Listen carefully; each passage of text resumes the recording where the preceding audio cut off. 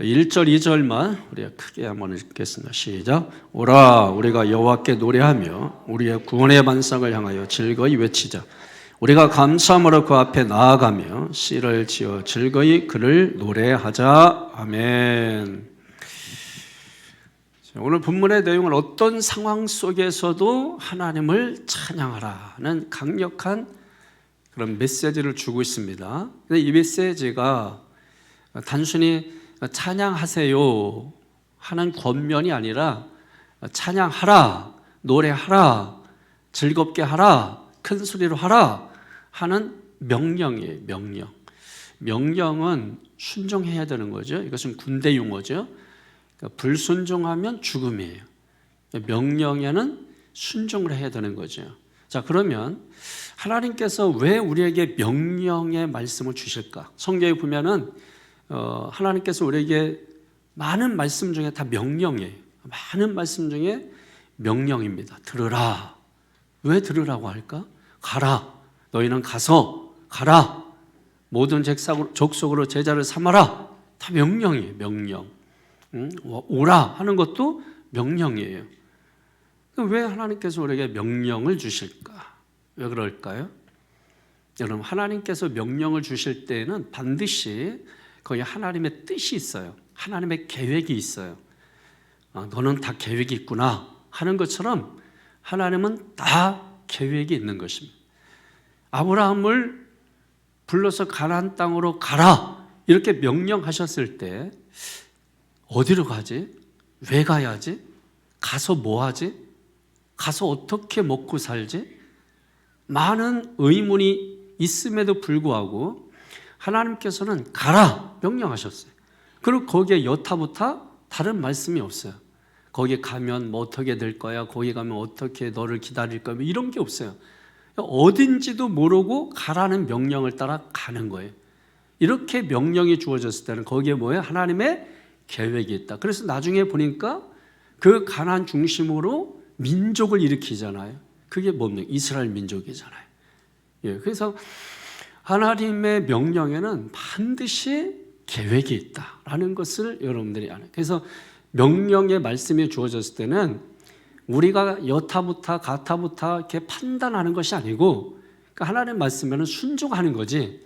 내가 할 만하면 하고 못할 만하면 못하고 그러면 딱 거기까지입니다. 하나님께서 그렇다 우리를 저주하진 않지만 딱 거기까지. 그 이상도 그 이하도 없어요. 그게 이제 우리의 영적인 환경이에요. 그 환경을 열어야 돼요. 근데 그것은 하나님의 명령이 들려야 되고 그 들려진 명령에 우리가 순종할 때 가능한 거예요. 자, 이스라엘 백성들에게 광야 생활하면서 만나를 내려줘요. 어떤 사람들은 욕심이 있으니까 만나를 며칠씩 거둬두면 좋겠다. 그럼 내일 날씨가 안 좋으면 안 나와도 되지. 근데 왜 굳이 이거를 일용할 양식 꼭 그날 만나는 그날 양만 거두게 하셨을까? 하나님이 그렇게 하라고 명령을 하셨기 때문에 그래요. 자, 그러니까 우리가 명령이니까 앞으로 성경을 보다가 명령이 주어지면 다 계획이 있구나. 다 하나님의 계획이 있구나. 그렇게 생각을 하셔야 돼요. 그래서 많이 거둔 사람들은 나머지 일용할 양식 빼고는 다 썩어서 먹지 못하게 됐죠. 썩어서 먹지 못하게 됐다. 그러니까 결국은 하나님께서 만나를 주시는 목적이 있는 거예요. 목적. 그 만나 자체가 아니라 우리가 신약에 보면은 그 만나가 바로 예수님이죠. 그 예수님이죠. 그러니까 결국은 우리가 만나 자체가 아니라 만나이신 예수님을 보게 하시는 것입니다. 다 하나님의 계획이 있는 것이에요. 그러니까 가라면 가고 오라면 오고 그러니까 순종하는 것을 우리가 배워야 되는 거지. 말씀이 들리면은 이걸 내가 할까 말까. 이거는 우리의 몫이 아니에요. 이거는 이미 불순종의 그 안에 깔려 있는 것입니다. 그러면 하나님께서 여러분에게 복을 주실 수 있는 것은 주실 수가 없는 거예요. 그냥 내 노력 가지고 사는 거예요. 내 힘 가지고 사는 거예요. 내 힘, 내 노력 가지고 살면 여러분 한계가 있어요. 그래서 살아도 사는 게 아니에요. 보람이 없어요. 삶이. 어떤 인생이 어떤 보람이나 어떤 의미를 발견 못해요. 그러니까 명령에 순종하면서 사는 사람들은 사는 게 비록 풍랑을 만나는 힘든 인생이라 할지라도 살면서 보람, 가치를 발견하기 때문에 인생이 살만한 겁니다. 그걸 우리가 참된 인생이라고 하는 것이죠. 우리가 오늘도 성경에 하나님을 찬양하라 이렇게 말씀하잖아요. 그럼 찬양하라 명령이잖아요. 그러면 다 계획이 있구나 이렇게 생각을 하시죠. 다 하나님의 계획이 있구나. 왜 찬양하라고 하실까? 여러분 창조적 파괴라는 말 들어보셨나요? 요즘 많이 나오더라고요. 창조적 파괴라는, 정치권에서 많이 쓰더라고. 창조적 파괴. 그 파괴를 하고 나서 나온 게 개혁신당 뭐 이런 거예요. 근데 제가 아는 한 그렇게 해서 뭘 개혁한다고 새롭게 한 것들은 나중에 시간이 지나면 다 썩는다는 거. 다 썩어요.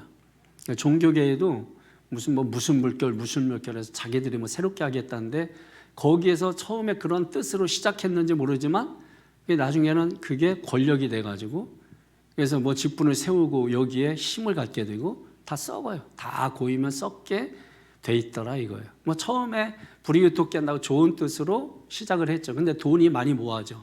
그리고 세를 불려. 그러다 보니까 권력이 돼, 사유화돼, 다 썩게 돼 있어요. 참 뭐 그래서 썩는 겁니다. 고이는 것은 썩는다.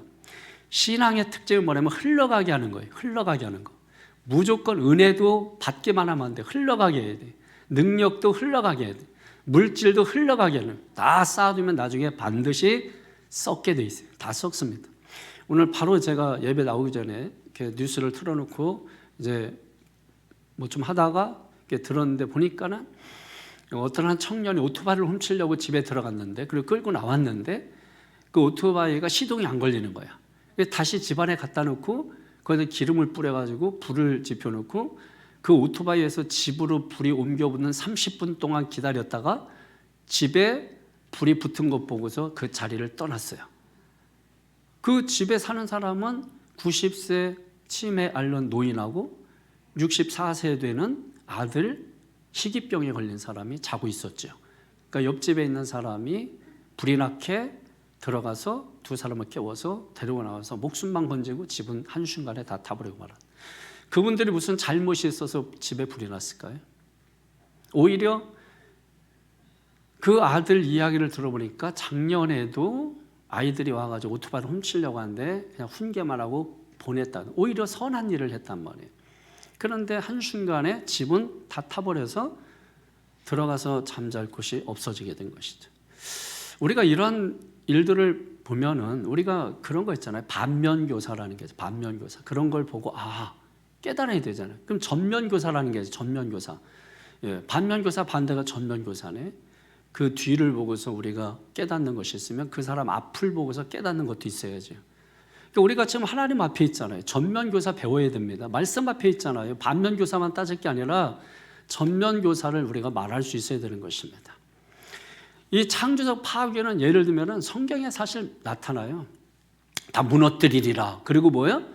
하나님 다시 세우시잖아요. 대표적으로 예레미야 1장 나중에 찾아보세요. 예레미야 1장 9절 10절이면 하나님이 다 파괴하고 다 무너뜨리고 그리고 나서 그 뒤에 나오는 말씀을 하면 다시 세우리라. 그리고 건너뛰어서 이사야서 43장 18절 19절 20절 21절까지 되면 이전 일을 기억하지 말라 하시면서 하나님이 다시 회복을 하시는 것이죠. 창조적 파괴만 있으면 세상이에요. 창조적 파괴가 있으면 반드시 뭐예요? 창조적 세움이 있어야 돼.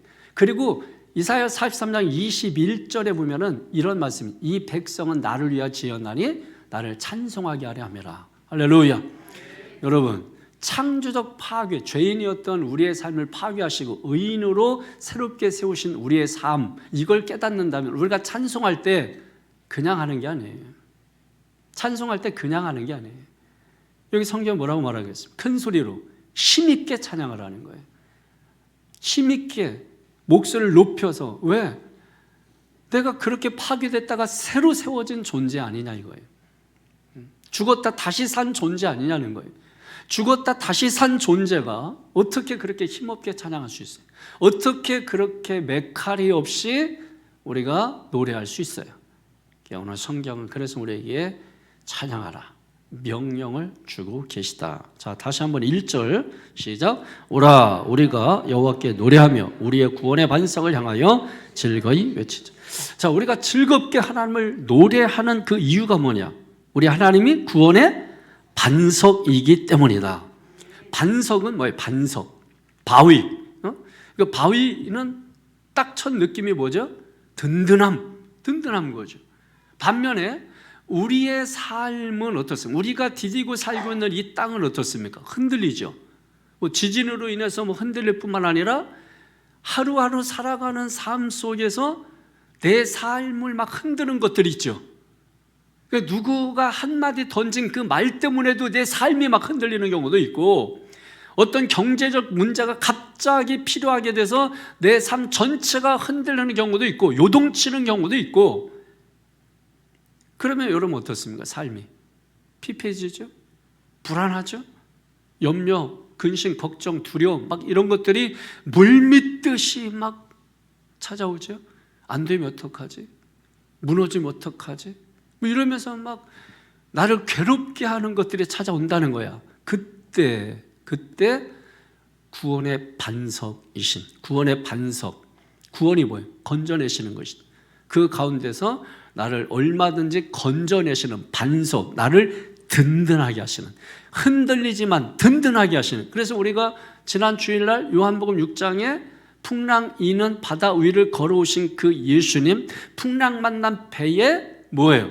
그 예수님을 태우는 거죠. 그러면 풍랑을 만났다 할지라도 예수님을 배에 태우면 그 풍랑이 그치고 소원의 항구에 다다르게 되더라, 이겁니다. 그러니까 여러분, 우리는 실체를 볼 줄 알아야 돼요. 그냥 막연하게 그냥 신앙생활하고 종교생활하는 게 아니라, 우리가 신앙생활하는 것은 이거는 실제적인 것이란 말이에요. 하나님의 말씀이 막연할 수가 있어요. 그런데 어떤 사람은 그 막연하다고 생각하는 그 말씀을 실제화시켜서 매일매일 그 말씀을 따라서 살아가는 사람들이 있단 말이에요. 이런 사람들은 하나님께서 허락하시는 복을 누리면서 살아가는 사람들인 거죠. 그러니까 여러분, 구원의 반석이신 하나님을 통해서 흔들리지 않는 삶의 경험, 이걸 우리가 반드시 경험할 수 있어야 되는 거예요.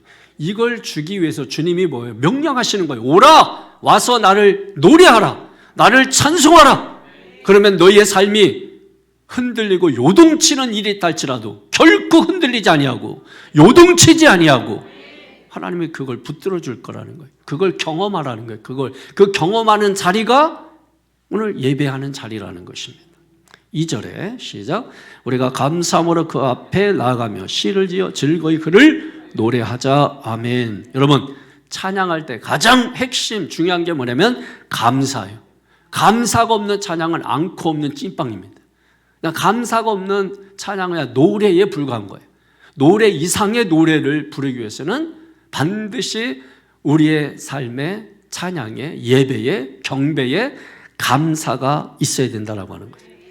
그럼 감사에게 중요한 것이 뭐냐면 감사에는 진정성이에요. 여러분, 애들 보면은 진짜 자기들이 원하는 것을 얻기 위해서 야 감사하다고 해. 그러면 야 감사해요. 뭐 그냥 한단 말이에요. 그냥 근데 진정성이 못 느껴져. 진정성이 없어. 고맙습니다. 그러면 이렇게 하고서 거기에 진정성이 어디 있어요? 근데 어른들도 하나님 앞에서 감사의 진정성이 없어. 기도할 때 보면은 핵심이 주시옵소서가 아니라 그 다음 감사에 있다는 걸 아셔야 돼요. 주시옵소서가 아니라 감사합니다가 먼저예요. 하나님 감사합니다. 근데 감사합니다는 한 단어로 줄여버려요. 한 문장으로 감사합니다. 끝이야. 그리고 나서 그 다음부터는 그냥 주시옵소서요. 이것도 주시고 저것도 주시고. 감사는 그냥 한 문장으로 하나님 다 아시죠? 감사합니다. 그리고 나서 그때부터 보따리 풀어놓는데 이거 괜히 자식 삼았다 싶을 만큼 이거 괜히 양자 삼아가지고 이 고생하나 그냥 모르는 척 할 걸. 여러분 하나님 마음 여러분 그러지 않겠어요? 그러지 않겠지만은 그 어쨌든 우리 입장에서 봐도 참 사람답지 않다. 뭐 같지 않다. 여러분 그런 경우 참 많잖아요. 우리가 하나님 앞에 정직해야 된다니까. 정직하게 자신을 해부할 줄 아는 은혜가 있어야 돼요. 자기를 갈라놓을 수 있는 그런 은혜가, 대범함이 여러분 있어야 된다고. 그거 있을 때 하나님께서 주시는 은혜는 더 크게 느껴요. 더 많이 느껴요. 더 크게 느껴요.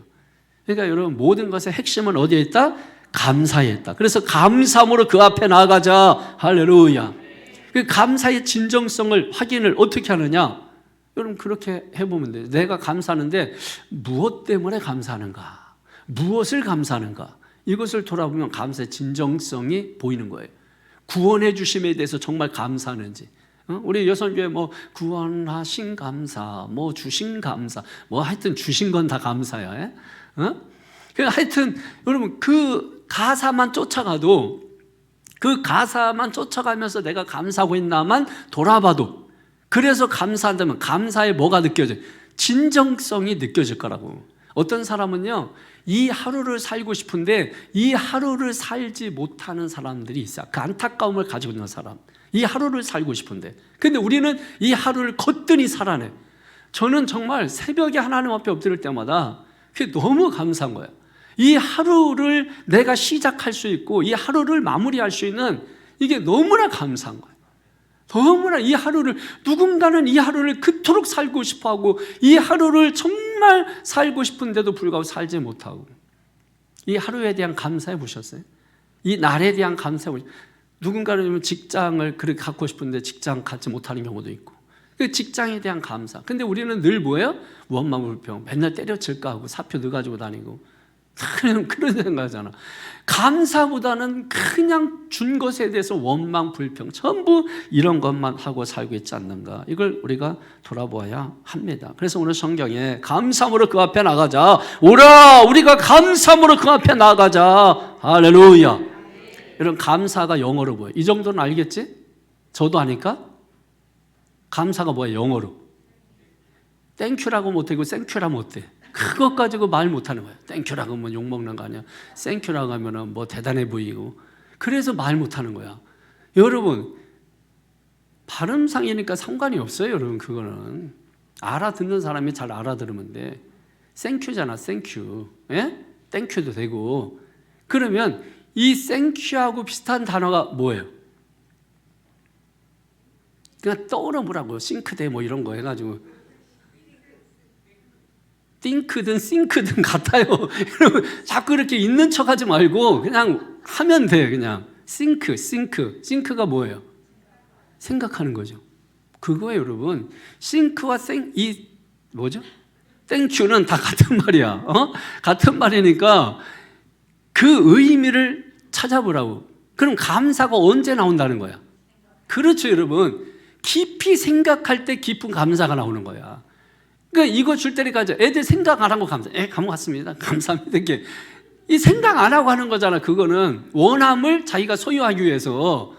그러니까 여러분 이 감사의 진정성을 내가 느끼지 못하겠어 할 때는 뭘 감사하는지를 모르기 때문에 그런 거예요. 야, 넌 부모한테 감사하는 것도 못 느끼냐? 예, 고맙습니다. 감사합니다. 부모가 더 화나. 그 얘기 듣고 얘 시키야. 뭐가 감사하다는 거야? 구체적으로. 그죠? 그 뭐 구체적인 걸 알고자 하는 건 아니고 진정성이 없다 이거잖아요. 저를 이렇게 힘들게 낳아주시고 지금까지 이렇게 먹여주시고 입혀주시고 제가 또 크면서 보통 애들과 달리 엄청 사고치고 속썩이게 하고 그런데도 여전히 여상의 나를 사랑하신 부모님 너무 감사드려요. 하면서 눈물 한 3방울 정도 뭐 흘려주면 그동안에 잘못했던 걸 한순간에 다 씻어주는 거예요. 진정성 때문에. 진정성. 우리가 회개할 때도 중요한 게 진정성이에요. 그 진정성을 가지면 모든 문제가 해결되는 역사가 일어납니다. 그러니까 우리가 하루 주심도 감사하고 부모 주심도 감사하고 자식 주심도 감사하고 친구 주심도 감사하고 동료 주심도 감사하고 목회자 주심도 감사하고. 여러분 목회자 없는 시절이 있었어요. 그때 성도들은 예배를 못 드려요. 왜냐하면 목회자가 없으면 성도 1000명 있어도 예배가 안 돼. 그러니까 목회자가 와야 예배가 되는 거예요. 그러니까 이 목회자가 없는 시대에는 얼마나 여러분 교회가 있어도 성도가 있어도 예배를 드리지 못하니까 영적인 갈망, 영적 목마름이 그냥 타는 목마름인 거죠. 말할 수 없는 것이죠. 근데 우리가 하도 목회자가 많은데 이집가도 목회자, 뭐 교역자위원 몇십 명이 함께 와서 있고 그러니까 이게 맨 목사밖에 없네. 근데 여러분 없다니까. 교육전도사 지금 못 구해. 없어요.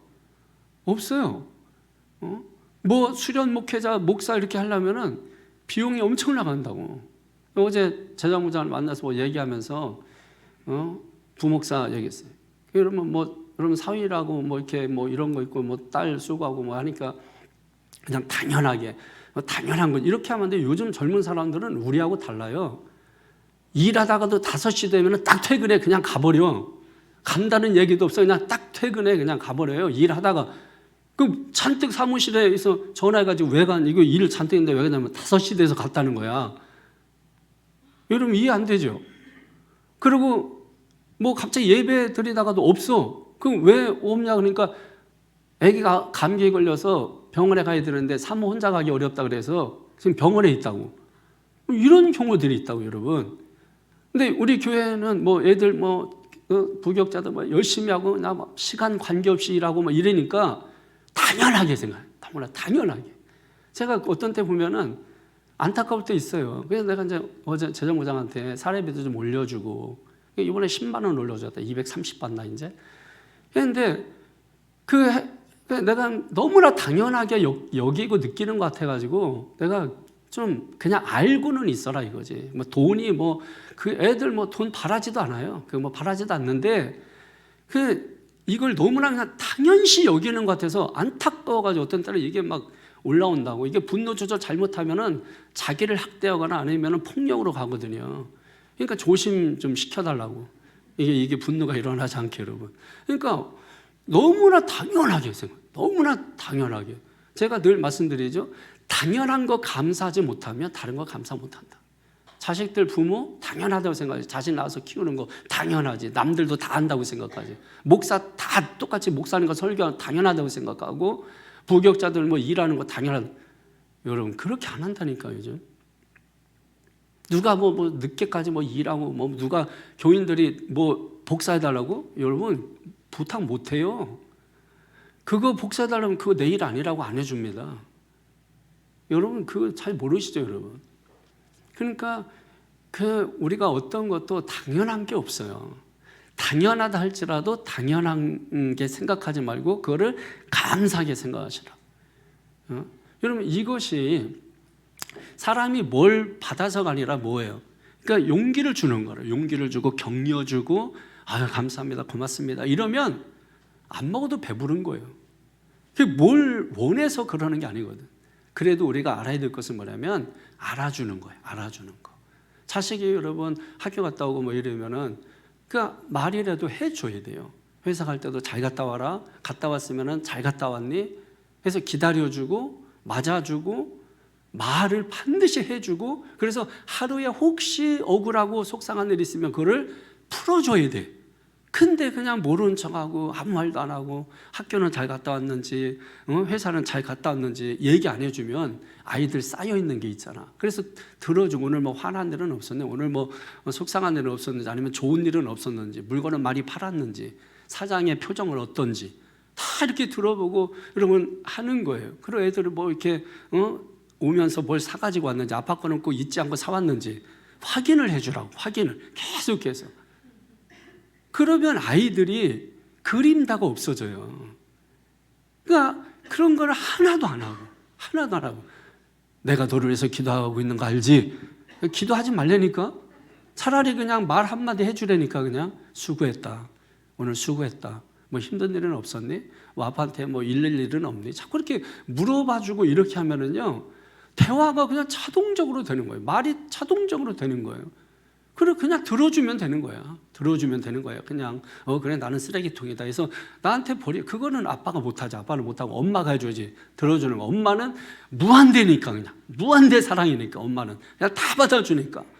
아빠는 또 이게 목사다 보니까 코치를 해준다고. 야 그럴 때는 말이야. 이게 하다 보면 애들이 또 말하기 싫어해. 그래서 가능하면 아빠들은 입 닥치고 있고 엄마들이 다 들어주고 옆에서. 그러면요 아이들이 그날 하루의 모든 안 좋은 일도 다 풀어지고 그러고 나서 내일 아침에 다시 또 힘있게 나가는 거예요. 나갈 때도 잘 갔다 오라고. 잘 갔다 오라고. 제가 이제 이렇게 첫째는 내가 태워다 주고 둘째는 엄마가 태워다 주고. 그리고 이제 둘째가 가는 시간이 정해져 있잖아요. 그리고 제가 창문에서 이렇게 내려다 본다고 늘 보거든요. 보면 차 타고 이제 가잖아요. 그러면 차 타고 갈 때 전화를 한다고. 아빠가 지금 보고 있다고 잘 갔다 오라고. 그러면 얼마나 그거 좋니? 안 좋니? 좋아? 좋죠. 물어보진 않았지만은 잘 갔다 와. 그냥 뭐 다른 말 하는 게 아니에요. 그냥 잘 갔다 와 이렇게 한마디 해주는 거예요. 그러면 네 하고서 아침부터 아주 발랄하게 이렇게 하잖아요. 그러니까 여러분, 우리가 좀 이렇게 무조건 기도만 해서 다 되는 건 아니고, 좀 우리가 해야 될 일들은 좀 하면서 기도하고, 해야 될 일은 하면서 좀 하나님 믿고, 여러분 그렇게 살아가는 은혜가 있기를 주의 이름으로 축원합니다. 생각하고 감사하는 게 중요하다. 그러면서 재밌는 표현이 있어요. 시를 지어 즐거이 노래하자 그랬어요. 아, 그러면 나 시 못 쓰는데 뭐 시를 지으라고? 어떻게 다 하나님 잘, 그런 뜻 아니라니까. 여러분 시를 어떻게 짓겠어요? 내가 봐도 시 지을 것 같지 않은데. 근데 여러분 이런 말이 있죠. 사랑에 빠진 사람은 다 시인이 된다. 이죠? 연애편지 써보셨잖아. 연애편지 써보셨을 때, 저희 때 연애편지 쓸 때는 전부 시야. 내 시가 아니면은 다른 사람 시야. 전부 옛날 거 편지 이렇게 어떻게 하다 보면 발견해요. 사진첩 이런 게 하다 보면은. 그러면은 막 엄청 창피해서 죽으려고 그러지. 다 시야. 뭔 내용인지 내용이 핵심이 없어. 그냥 뭐 길을 걷다 보니 뭐 낙엽이, 아니 그놈의 낙엽은 맨날 나와. 그 시가 되잖아요. 그죠? 자, 여러분, 주님과 사랑에 빠지면 뭐가 된다? 시인이 된다. 예. 그러니까 중요한 거는 뭐냐면 내가 사랑하는 사람이 있느냐가 중요한 거예요. 내가 사랑하는 주님이 계신가가 중요한 거예요. 그래서 제가 노래할 때 늘 얘기하는 거예요. 주님 사랑하지도 않으면서 노래하면 노래가 된다니까. 주님 사랑하면서 하면 그게 시를 쓰면서 주님을 찬양하게 되는 것이에요. 그러니까 여러분, 우리가 주님을 사랑하는 게 먼저다. 그래서 사랑하는 사람하고 함께 가면 뭐예요? 다 즐겁죠. 그게 환경이 좋든 나쁘든 다 좋아요. 사랑하는 사람과 함께 있으면 환경은 아무 상관도 없어. 근데 안 사랑하는 사람하고 가면은 뭐예요? 왜 이거는 뭐냐, 저거는 저러냐, 왜 저러냐, 환경 다 전부 싸움하고. 그러니까 여러분, 주님과 사랑하는 그 사랑함에서 나오는 표현, 얼마든지 가능하죠? 그래서 여러분의 기도 이렇게 들어보면 정말 주님 사랑에서 나오는 기도 같아. 여러분의 기도를 이렇게 보면은 주님을 정말 사랑해서 나오는 표현들 같아. 예. 그러니까 그런 게 뭐예요? 시예요, 시. 그런 마음으로 주님을 찬양하는 겁니다. 믿습니까? 신앙은 다른 거 아니에요. 이전에 보지 못하던 것을 새롭게 보는 거, 그게 신앙이에요. 그러니까 우리가 하나님께 대해서도 뭐예요? 보지 못했던 것을 계속 보는 거야. 말씀도 뭐야? 그동안 듣지 못했던 걸 계속 새롭게 듣게 돼. 그럴 때마다 뭐예요? 제가 요즘 안타까운 게 뭐냐면 자녀들도 그렇지만은 아하 체험이 많이 없는 거. 그 다음에 뭘 보고서 와 하는 이 경탄이 없는 거, 이 감탄이 없는 거. 나는 여러분의 인생에 2024년도에 와 하는 감탄이 있기를 바랍니다. 아하 하는 이 체험이 있기를 바랍니다. 이 감탄이 일어나야 돼. 뭘 밥상을 갖다 놔도 와 하는 감탄이 있어야 이런 차린 사람이 보람을 느끼잖아요. 또 하나님이 만드신 모든 만물을 보면서 와 할 때 만드신 하나님이 뭐예요? 보람을 느끼시는 거예요. 보람을. 그러니까 자녀들에게도 항상 뭐예요? 다른 거 하려고 하지 말고 경탄의 능력을 키워주시라고, 감탄의 능력을 키워주시라고. 그러면 잘 된다니까? 복된다니까? 믿습니까? 그럼 다른 거 하지 마시라고. 그런 거 하시면 그 자녀들이 정말 복되게 성장하고 자랄 수가 있습니다. 그래서 우리가 새로운 경험을 하면 새로운 언어가 나와요. 새로운 경험을 하면. 그래서 뭘 이렇게 새롭게 뭘 하게 되면 거기서 나오는 말이 다르다니까. 내가 깊은 것을 경험하면 거기서 나오는 말이 달라요. 제가 말레이시아에 가서 여행을 갔었을 때 그 바닷가를 직접 들어가서 바다 세계를 봤는데 그냥 경탄이 나오는 거야. 그때 바닷속에서 집사람하고 나와서 둘이 한 말이 뭐냐면 천국이 있겠다. 그 말을 했다니까. 성경 보고는 천국 못 믿었는데 바닷속 들어갔다가 보고서 천국을 내가 믿게 됐다니까. 목사인데도. 그 정도로 그 바다의 세계가 경탄할 만큼 너무 아름다운 거야. 그 바다 세계가 있더라고. 그래서 내가 지은 시가 있어요. 하나님의 나라도 있고 우리 나라도 있고 바다에도 용왕님의 나라가 있네. 예, 제목은 나라입니다. 나라. 감동적이죠? 경탄 나오잖아 지금 막 웃음 나오고 이게 얼마나 여러분 참 이게 대단하잖아요. 반응이 있잖아 벌써. 어쨌든 욕하든 뭘 하든 반응이 있잖아. 여러분은 해도 반응도 안 보내주나 누가. 우리가 새로운 건 다른 게 아니에요. 이전에 보던 방식이 새롭게 보게 되는 거야. 사람도 마찬가지야. 지금까지는 삐딱하게 봤지만 지금까지는 좀 바로 내가 이렇게 보면서 너 좀 똑바로 안 서?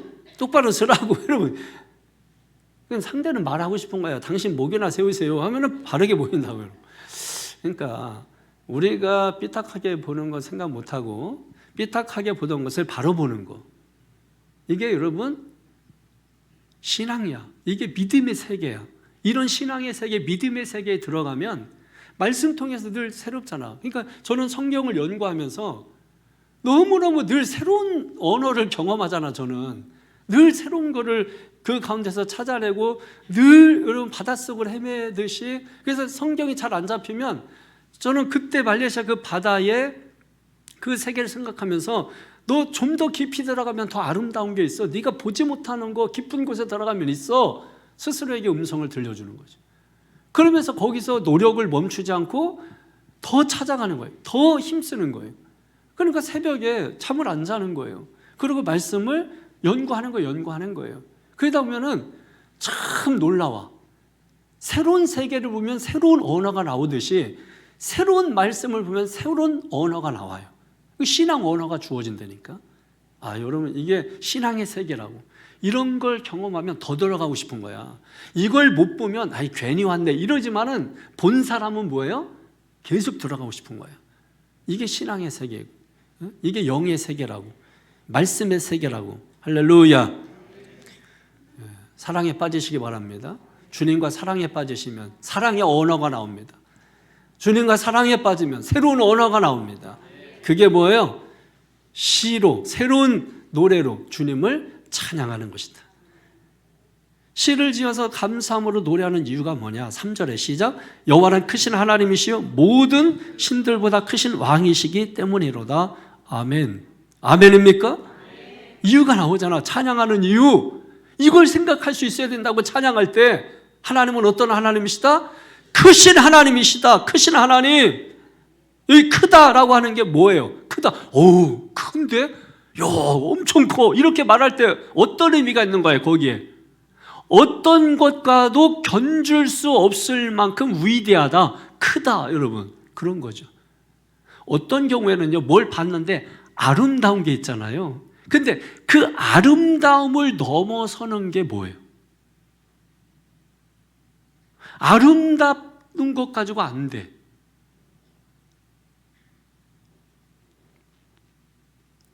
예를 들면은 주님이 기도하실 때 아버지 저들의 죄를 사하여 주시옵소서. 이게 아름다워요? 아니죠. 그 아름다움 가지고는 뭔가 부족해. 그렇게 말하면 안 어울리는 것 같아. 근데 그 아름다움을 넘어서 그 주님께 대한 어떤 뭐예요? 그 엄숙함, 그 거룩. 여러분 그게 거기서 보이잖아요. 그러니까 우리가 아름다움이 끝이 아니에요. 그 아름다움을 발견한 사람은 또 다른 갈망을 가지면 거룩이라고 하는 또 다른 게 보여요.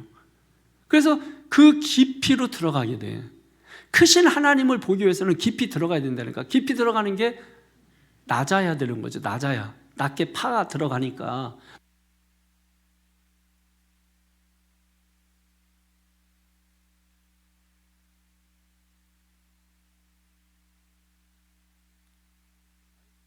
마이크 안 되면 바꾸면 되는 거야.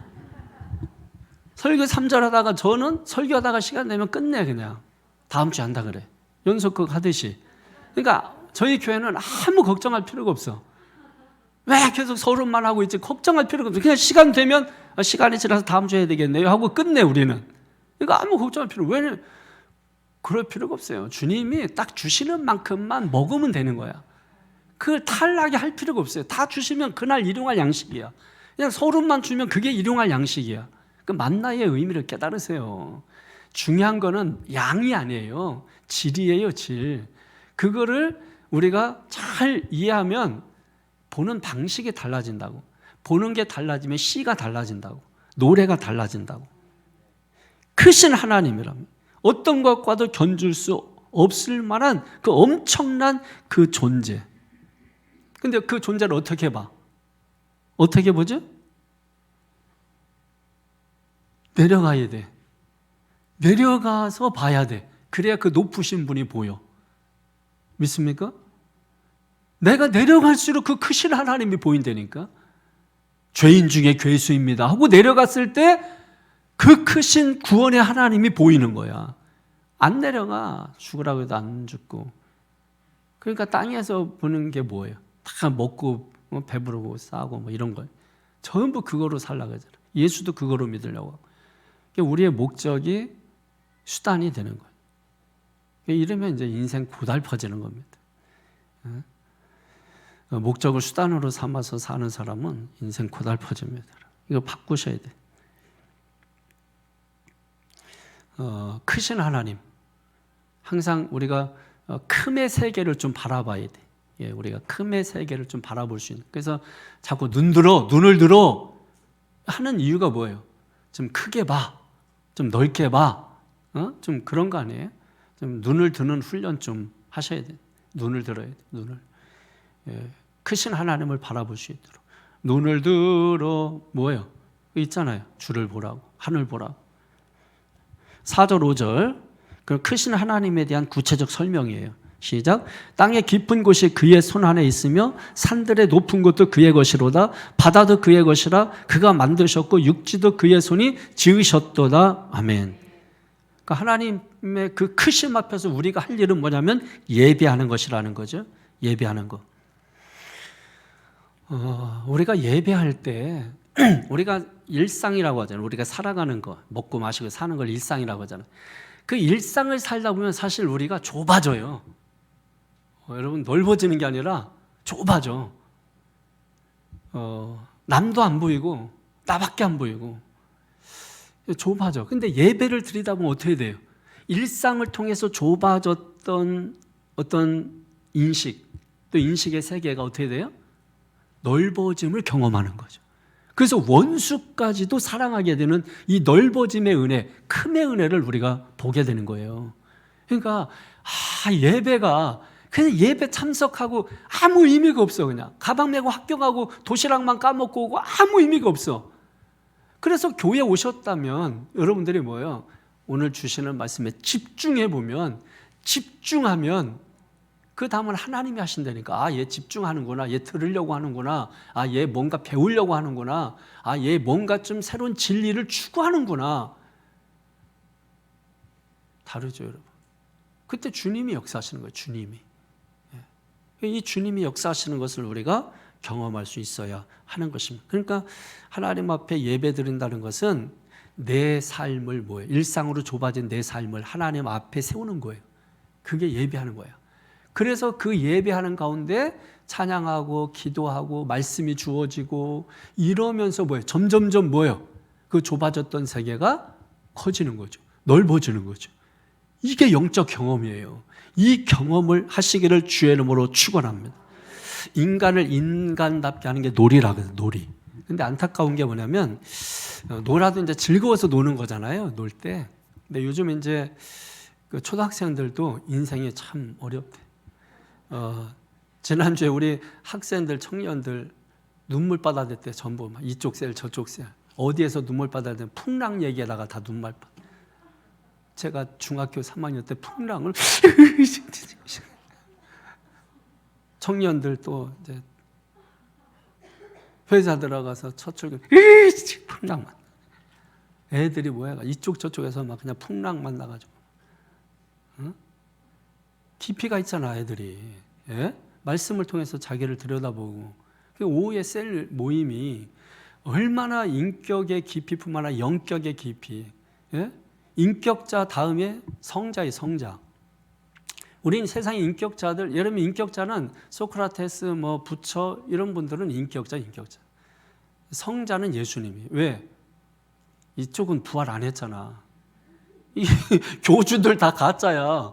교주 하려면은 부활 정도는 하고 해야 돼. 부활도 안 해놓고 교주 해놓고 다 죽어. 안 죽는다 하더니 다 죽어. 저쪽도 얼마 전에 죽었잖아요. 응? 안 죽는다 하더니 그래서 사진 걸어놓으면 안 죽는다는데 그 사람이 죽었어. 예? 우리 엄마보다도 못 살았어. 우리 엄마 지금 살아계신데. 그게 뭐예요 그게? 어? 옛날에 영생교라는 이름도 영생교. 죽었어. 안 죽는다고 막 그래야 하더니 나중에 경찰서 갔더니 뭐 자기는 안 죽는다는 얘기 안 했대 또. 아 이게 그러니까 여러분이 딱 그냥 그거 보고 하면 돼. 그냥 교주라 그러면은 부활했는지만 확인해. 부활 안 했으면 교주 안 해. 예, 그런 사람은 세상에 많아. 예, 그게 교만한 거야. 그냥 교만. 예, 교만한 거야. 그 사람들이 사실은 장로였고 열심히 뭐 신앙생활하던 목사였고 뭐 이런 사람들이에요. 근데 교만령이 들어가서 교만해져서 뭐예요? 잘못된 거예요. 이런 사람들이 이제 교주한다고 막 하는 거고. 예, 그러니까 예수님은 성자야, 성자. 아시겠죠?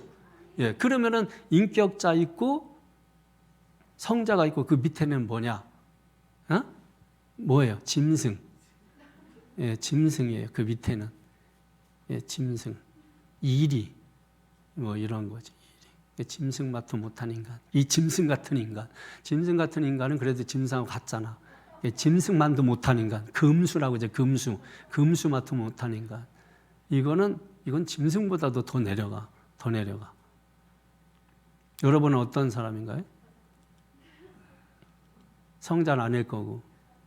인격자 되려면 저희 누구 정도 돼야 돼요? 소크라테스, 부처, 공자 뭐 이런 사람들이 인격자거든요. 아직 거기 아니잖아. 그럼 뭐예요? 셋 중에. 그건 여러분들 알아서 여러분이 하시죠. 어? 영격자라고 영격자. 영격자는 어디에 껴있냐면 인격자하고 성자 사이에 껴있어.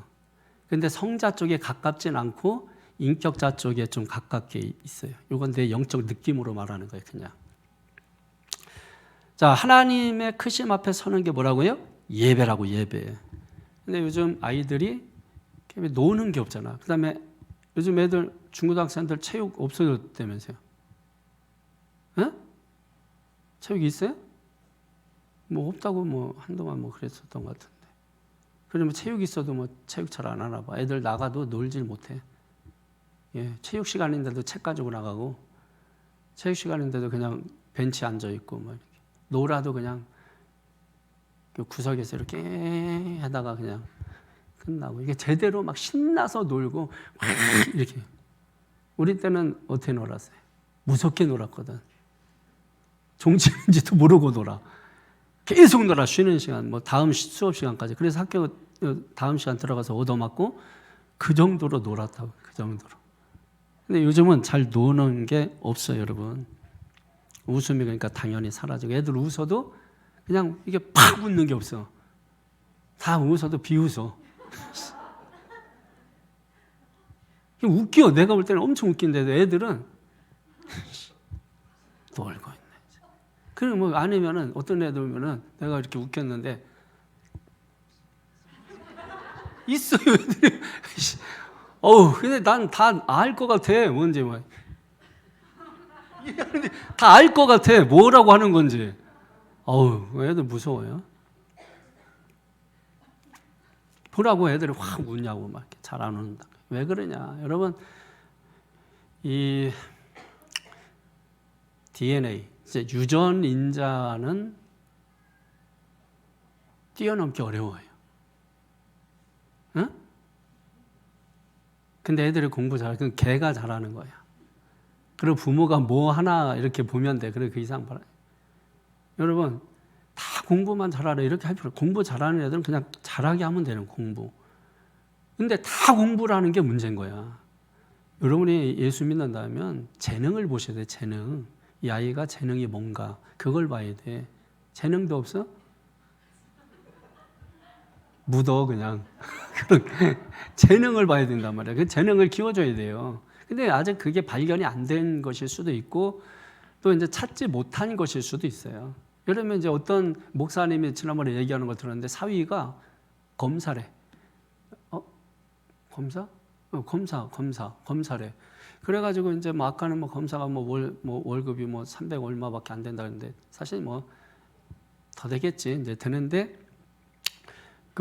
좀 됐나 봐. 그래가지고 뭐 연봉이 1억 정도 된다고 하더라고. 거기는 1억 정도 된대. 그럼 성공한 거예요, 안 한 거예요? 성공한 거지. 그럼 뭐 그 장인으로서도 뭐 굉장히 괜찮고, 우리 사위 같은 경우도 200 얼마밖에 못 받는데 거기는 연봉이 성공한 거지. 나는 실패한 거고. 근데 그렇게 그렇게 해가지고 이렇게 힘주고 뭐 이렇게 했는데 그 해에 박지성이 연봉이 70억이래. 연봉. 그 얘기 듣는 순간에 이 사위가 70억 벌려면 70년을 하루도 안 빠지고 회사를 가야 70억을 벌더래.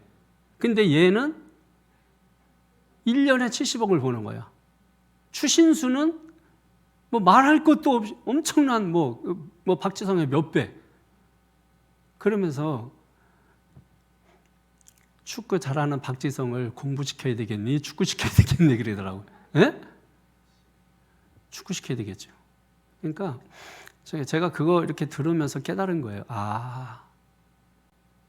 재능대로 살게 해준, 재능대로. 예, 이 DNA를 극복하기는 하늘의 별 따기만큼 어렵다. 좀 제발 그거 깨닫기를 바랍니다. 아셨죠? 예, 좀 깨달으세요. 그리고 재능을 잘 이렇게 발견하고 자꾸 얘기하고 네 재능은 뭐니? 혹시 축구 아니니? 혹시 야구 아니니? 계속 여기 위전사도 보니까 그거 하더라고. 앞에다 공 주는 거야. 공 주어서 얘가 발로 차면 얘 축구 선수 시켜야 되나 막 하고. 근데 어느 날 보니까 공을 입에다 물고 다녀. 에이, 넌 축구 선수 아니다. 그리고 또 뭐 야구가 돈 많이 버니까 야구를 해야 되나? 그래서 내가 권태풍 목사 그랬더니 나를 쓱 쳐다보면서 그건 아니에요. 어? 재능을 계속 찾으라고. 계속 공도 줘보고 작은 공도 줘보라고. 근데 얘가 아니요. 마이크인데 여기서는 그래서 목상가 했는데 요즘 제가 이게 탁구공 주었더니 신발 주걱 갖다가 이거를 치더라고. 골프야. 재능을 찾으라고 이렇게. 그런 거를 자꾸 볼 수 있어야 돼요. 얘가 자꾸 계란 가지고 품고 얘가 자꾸 계란 가지고 자면은 의심해보라고. 병원에 가야 되는 거 아닌가. 이런 거 자꾸 여러분이 그런 걸 좀 찾을 수 있어야 돼. 자녀들에게는 아까 말씀드렸잖아. 어떤 사물을 보고서 경탄할 수 있는 능력, 감탄할 수 있는 능력, 할 수 있는 능력, 이런 거 키워주면은요, 재능 드러납니다. 예, 드러나고 하나님께서 어떻게든지 고쳐서도 쓰시고 역사하십니다. 자, 6절 보세요. 시작. 오라 우리가 굽혀 경배하며 우리를 지으신 여호와 앞에 무릎을 꿇자. 아멘. 창조주 하나님 앞에 나오라는 거예요. 왜? 하나님께 영광을 돌리기 위해서. 영광을 돌리는 게 뭐예요? 하나님 만나면 여러분 무릎 꿇는 것은 자연적인 어떤 상태 현상이에요. 그러면은 사극 드라마 보면 알지만 임금님이 행차하시면 어때요? 모든 백성들은 뭐예요? 그냥 자연적으로 아이고 무릎을 꿇는 것은 자연적인 형태예요. 임금을 보니까 무릎을 꿇는다.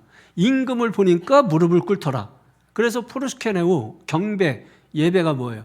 이마가 땅에 닿는다는 뜻이거든. 그게 경배예요.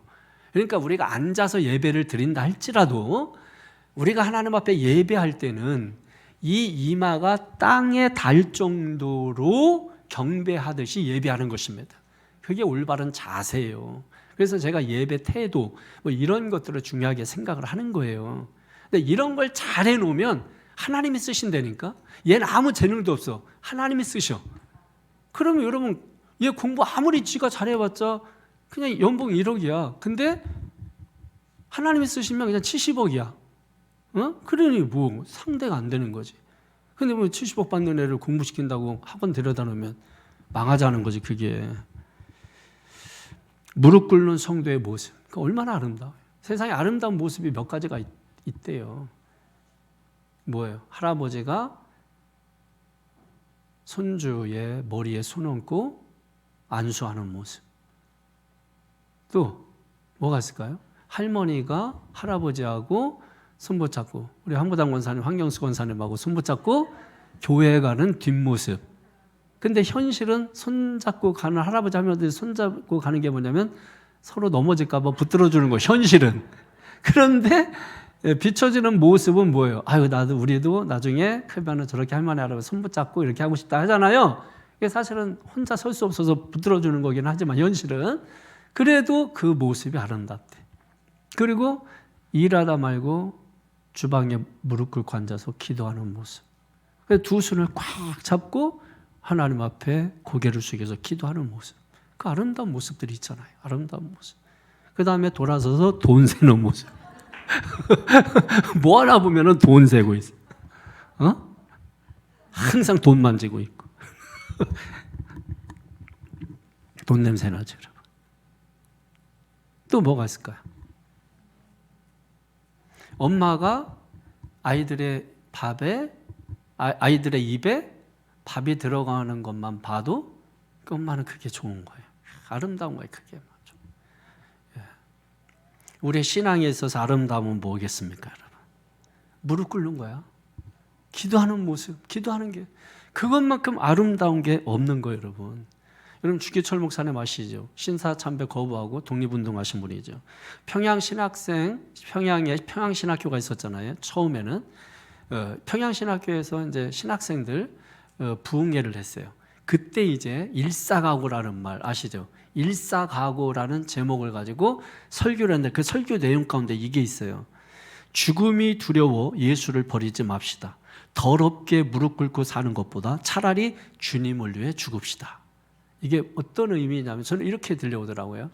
우리가 무릎을 꿇는 건 두 종류예요. 하나는 굴종적인 무릎을 꿇는 게 있어요. 여러분 갑질하는 사람들 있잖아. 뭐 요즘 뭐 보면 뭐 땅콩 뭐 해서 뭐 무릎 꿇리고 뭐 막 이건 이제 비굴한 거죠. 예. 그러나 우리가 하나님 앞에서 무릎 꿇는 것을 비굴하다고 생각하면 안 돼요. 그것은 거룩한 무릎 꿇음인 거죠. 예. 그거는 복된 무릎 꿇음이 되는 거, 아름다운 무릎 꿇음이 되는 것입니다. 우리가 왜 하나님 앞에 무릎을 꿇어야 되느냐? 7절 보세요. 시작. 그는 우리 하나님이시 우리는 그가 기르시는 백성이며 그의 손에 돌보시는 양이기 때문이라 너희가 오늘 그의 음성을 듣거든. 아멘. 뭐가 생각나요? 시편 23편이 생각나는. 하나님과 백성, 목자와 양. 뭘 얘기하는 거야? 관계. 그 관계의 중요성을 말하는 거예요. 기쁨이 있기 위해서는 뭐가 있어야 돼요? 관계가 있어야 돼. 관계가 좋으면 기쁨 막 웃음소리가 막 나고, 관계 나빠봐 웃음소리 하나도 안 나지. 여러분 관계가 있을 때 좋아하는 거예요. 기쁨이 오는 거예요. 예를 들면 뭐 시합을 한다 이거야. 시합을 해. 시합을 할 때도 뭐예요? 관계가 있는 사람이 이겼을 때 막 기쁘고 와 하는 거지. 아무 관계도 없는 사람이 이기면 기쁨이 없어요. 저 사람들 왜 기뻐하지고? 뭐 하는 거야? 아, 이겼나 보네. 이래요. 근데 우리가 관계 있는 팀이 이기면, 얼마 전에 경기원에 목회자 지방별 체육대회 할 때 저는 잘 운동하고 이러지 않아서 그냥 가서 구경만 하는데 보면은 저도 관심이 없는데도 우리 지방이 이겼다 이러면은 막 소리 질러요. 와! 막 하고 해. 예. 근데 저쪽에서 이겼다고 막 해. 그러면 멀뚱멀뚱히 쳐다보고 있어요. 관계라니까. 관계가 없으면은 기쁨이 안 와요. 관계 때문에 기쁨이 오는 거야. 그러니까 항상 성도들 간에도 기뻐하려면 관계가 좋아야 돼. 관계를 항상 중요하게 생각해야 돼. 은혜 받으려면 목사하고 관계 나쁘면 절대 은혜 못 받아요. 그 목사하고 관계를 굉장히 좋게 하려고 노력을 하셔야 돼. 노력을 하셔야 돼. 노력을. 박찬학 권사님 좀 노력 좀 하시라고. 예? 짜장을 언제 사실 거예요? 다음 주에 사실 거예요? 그럼 다음 주에. 그럼 관계 좋아지지. 관계가 굉장히 좋아져. 거기다 탕수육 좀 올릴 거예요? 예? 탕수육? 서재 와서 사셔도 돼, 저런 분은. 예? 관계 엄청 좋지. 오늘 이후로 박상락 권사님에 대해서 뭐라고 하시는 분들은 저하고 볼 생각 하지 마세요. 관계 굉장히 좋아하시. 이 관계를 여러분 세상에 이런 목사도 있는 거야. 참 괜찮아. 뭐 막 연예인들 지나가면 애들은 막 소리 지르고 가잖아.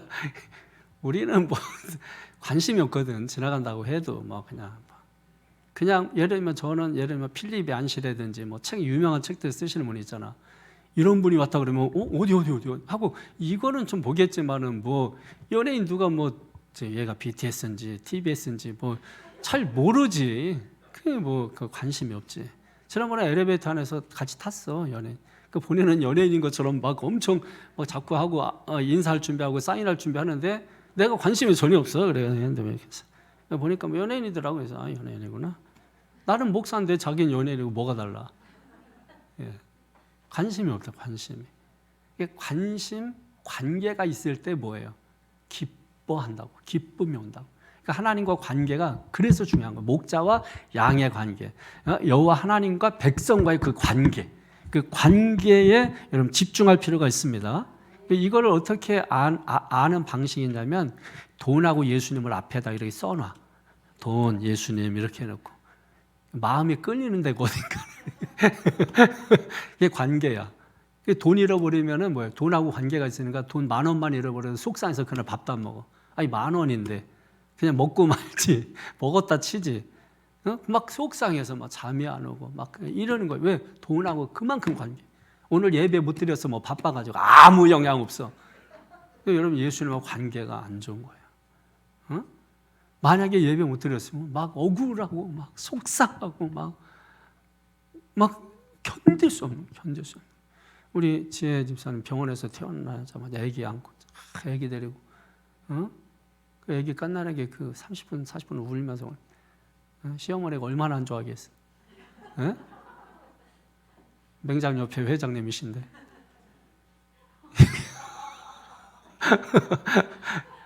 근데 예배 이렇게 사모하고 막 내가 얘기 들었어. 성가대 못 해가지고 병원에서 성가대 그거 병원에 있느냐고 못 해가지고 그거 아쉬워한다는 하고 싶었는데 막 그런 얘기 들을 때 목사는요 짜장면 그까짓 거 그거는 먹자고 그냥 먹고 그거는 먹고 그 안 먹어도 배부르죠. 참 우리 교회에 이런 성도가 있다는 거. 왜냐면 다른 데서 내가 그런 얘기 잘 못 듣거든요. 근데 우리 교회에서 너무 듣는 거야 이런 얘기를. 내일 지금 목사님들 내가 몇 분 만나거든요. 가서 집사님 얘기도 하고 좀 몇 분 이번에 교역자회 때 했던 얘기 좀 돌려서 얘기하고. 딴 사람들은 관심 없어. 근데 내가 다른 얘기하면서 어떻게 그쪽 집안 교역자회 하셨나? 이러면 우리는 뭐 교역자회 안 한다. 그래요? 저희 지난주에 했는데 하면서 시작하면 되는 거야. 그래서 밥값 내든지 차값 내든지 하면 되는 거지. 돈 냈는데 뭐라 그러겠어요. 내가 뭘 보고 기뻐하는지, 뭘 보고 슬퍼하는지, 그거 보면은 내가 관계가 돈하고 좋은지, 예수님하고 좋은지 뻔히 드러나는 거예요, 여러분. 제발 좀 현실 직시 좀 하시라고 좀. 그러면서 좀 반성하고 돌아볼 거 돌아보고 그렇게 하시면은 얼마나 좋겠어요. 양의 특징은 어리석죠. 약하죠. 스스로 보호 못하죠. 강점이 있어요. 다른 게 약하다 보니까 뭐예요? 정우성이 말 못하잖아. 이게 말 못해요. 정우성이. 그래서 강점이 생겨. 말 못하고 듣지 못하고 이러니까 이게 분별력, 이게 보는 눈이. 정우성 모르시나? 저 닮은 사람 있잖아. 이렇게. 왜들 일이지? 왜 분위기가 왜 이러는 거야? 드라마에서요. 이거 말 못해. 사랑한다고 말해줘. 거기에 못해. 이게 양이 다른 게 약하잖아. 그러면 강점이 있어요. 음성을 잘 들어. 그래서 양은 누구의 음성을 듣는다고? 목자의 음성을 듣는다고. 그러니까요. 약하니까 누가 보호해? 목자가 보호해. 떠나질 않아. 밤에도. 여러분 밤에는 이리떼가 나오잖아. 그러니까 그 양들을 보호하기 위해서 어떻게 해요? 펜스라는 게 펜스 안에 집어넣어. 거기다가 그 예수님께서 요한복음에 뭐라 그래? 나는 양의 문이니 그랬잖아. 이거 잘 깨달아야 돼. 문이 따로 있는 게 아니에요. 문을 따로 만드는 게 아니야. 펜스가 이렇게 치면은 문을 따로 만드는 게 아니고 양이 들어가는 공간만 있는 거지. 그냥 거기에 목자가 서는 거야. 그 입구를. 문이 따로 있는 게 아니고. 아시겠어요? 그러니까 나는 양의 문인이 했을 때 문이 따로 있는데 문 앞에 섰다는 뜻이 아니라 그냥 양들이 들어가고 나가는 그 구멍에 그 앞에 서 있는 거야. 그러니까 목자가 서 있는 게 문이에요, 문. 그래서 나는 양의 문인이 이렇게 얘기하는 거야. 이해되시죠? 그러니까 여러분, 이 양, 그 약한 양을 그 목자가 다 보호하는 거예요. 그래서 양이 해야 되는 일은 뭐냐면 목자의 음성을 듣고 따라가는 거예요. 목자의 음성을 듣고 따라가는 거예요. 그게 양이 하는 일이에요. 예. 그러니까 여러분이 해야 되는 일이 뭐예요? 말씀 잘 듣고 말씀 깨닫는 거야. 그게 따라가는 거예요. 말씀 잘 듣고 잘 깨달아. 그죠? 예. 그래서 깨달아서 자기에게 적용을 해. 적용할 때 따라가는 거 아니에요. 그래서 이거 어떻게 만드는 거야? 물어보기는 아주 그냥 뭐 맛있는 거 보면 이거 어떻게 만들어? 그 여자분들의 특징이더만. 그 막 가서 이렇게 뭐 맛있으면은 이거 어떻게 만드느냐고 물어보고 막. 중요한 건 집에 가서 안 해. 물어보기만 해. 그 적용을 해야지. 그 지식을 적용하는 게 지혜거든요. 그러니까 지혜가 없는 거야. 알긴 알아. 지혜가 없어. 지식이 없어 망하는 게 아니라 뭐예요? 지혜가 없어서 망하는 거라. 그러니까 여러분, 아는 것을 적용을 해야 돼. 그게 능력이라고. 적용하는 능력, 적용 능력. 믿습니까? 이해가 있기를 바랍니다. 그래서 좋은 관계 맺자. 좋은 관계는 소리를 잘 듣는 소리. 목사하고 소리 여러분 관계 좋아 보세요. 목사님이 조용히 얘기해도 다 들어.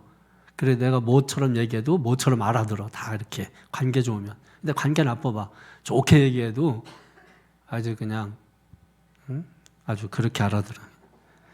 8절 9절 시작. 너희는 무리바에서 같이 또 광야의 마사에서 지냈던 날과 같이 너희 마음을 완악하게 하지 말지어다. 그때 너희 조상들이 내가 행한 일을 보고서도 나를 시험하고 조사하였도다. 아멘. 이게 완악함이라는 것은 다친 마음, 폐쇄된 마음, 고집스러운 마음. 한마디로 말해서 구약의 바로와 같은 마음. 이 바로와 같은 마음, 바로의 마음. 이 바로의 마음이 어떤 마음이에요? 하나님을 무서워하지 않아. 하나님을 두려워하지 않아. 하나님보다 더 큰 힘이 있다고 믿어요. 여러분 이집트의 신이 누구예요? 라라 그래. 라. 이집트의 신이 라예요. 라라는 신이에요. 그런데 이집트의 라라는 신이 여호와 하나님 신보다 그리고 그 하나님을 믿는 사람 대표는 모세보다 더 강하다고 생각해. 바로는. 왜냐하면 너희가 믿는 그 하나님은 그리고 너희가 믿는 그 하나님의 백성들은 이집트에 뭐 했어요? 종살이 했잖아. 이해하시죠? 그래서 바로가 교만한 거예요. 너희들의 여호와 하나님 그 무시한 거야. 야 하나님이 그 강하면 왜 우리한테 종살이 하냐? 무시한 거예요. 그런데 하나님이 10가지 기적 행하잖아. 여호와가 이런 하나님이었어? 하면서 바로가 놀라는 거예요. 근데 끝까지 인정을 하면서 사건이 일어날 때마다 인정을 하면서도 믿지는 못해가지고 계속 쫓아가다가 결국은 뭐예요? 다 수장돼 버리고 말잖아요. 여러분 하나님의 역사야. 하나님의 역사. 그래서 결국은 이 무리바 마사라고 하는 이 말이 여기 나오는데 이것도 설명하려면 또 이제 알죠? 무리바 마사. 이스라엘 백성들이 출애굽 신광야를 지나서 르비딤이라고 하는 곳에 도착했잖아. 근데 거기에 물이 없었어요. 그 물이 없어. 그러니까 누구를 또 원망해? 모세를 원망해. 하나님을 또 원망 불평해. 그러니까 모세가 하나님 앞에 막 기도하는 거래. 하나님, 저희 원망하는 저 백성 어떻게 하면 좋습니까? 그래가 하나님께서 뭐예요? 응? 그곳 이름을 무리바, 마사라고 했어요. 무리바가 뭐예요? 다툼, 마사, 시험. 그러니까 거기서 하나님과 다퉜다 이거야. 너희들 지도자와 다퉜다 이거야. 그러니까 하나님께서 시험하신다는 거예요. 그래서 허락한 게 뭐냐면 이 광야를 허락하는 거예요.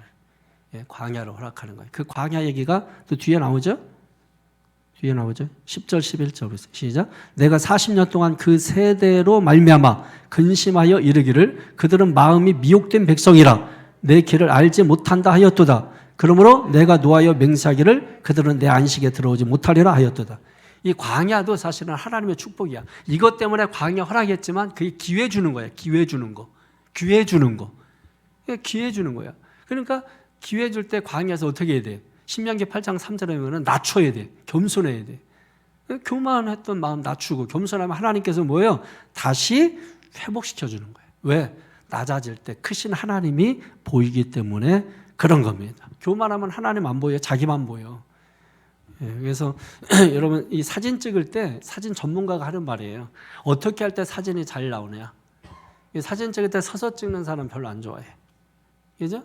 사진 찍을 때 어떻게 찍어야 돼? 우평전 사람 사진 찍을 때 어떻게 찍어야 돼? 에? 최대한 자세를 낮춰야 돼. 사진 전문가, 인류 전문가가 하는 얘기.